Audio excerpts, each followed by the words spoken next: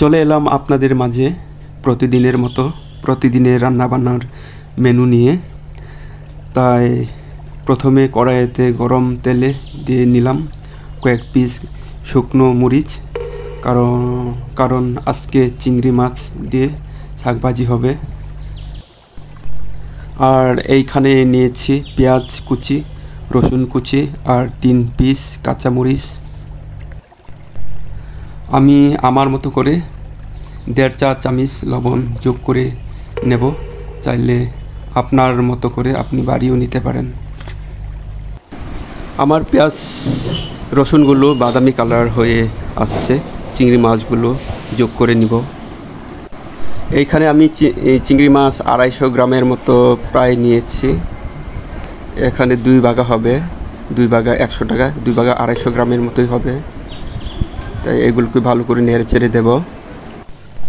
যাই হোক, যারা যারা আমার চ্যানেলটা ইতিমধ্যে সাবস্ক্রাইব করে রেখেছেন আপনাদেরকে আমার অসংখ্যবার ধন্যবাদ। আর যারা যারা এখনও সাবস্ক্রাইব করেন নাই, সাবস্ক্রাইব করে পাশে থাকবেন।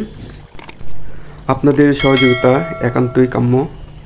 আমি মোটামুটি সবার চ্যানেলগুলো দেখতে চেষ্টা করি, পাশাপাশি একটা লাইক তো অবশ্যই, আর কমেন্ট তো বলাই লাগে না। কথা বলতে বলতে আমার চিংড়ি মাছটা প্রায় বাদামি কালার হয়ে আসছে। যেহেতু শাকটা ভাজি করব, তাই চিংড়ি মাছটা ভাজা ভাজা করে নিলাম। শাকগুলো চিংড়ি মাছের সাথে যোগ করে নেব। শাকগুলো নেড়ে চেড়ে ঢাকনা দিয়ে ঢেকে দিব।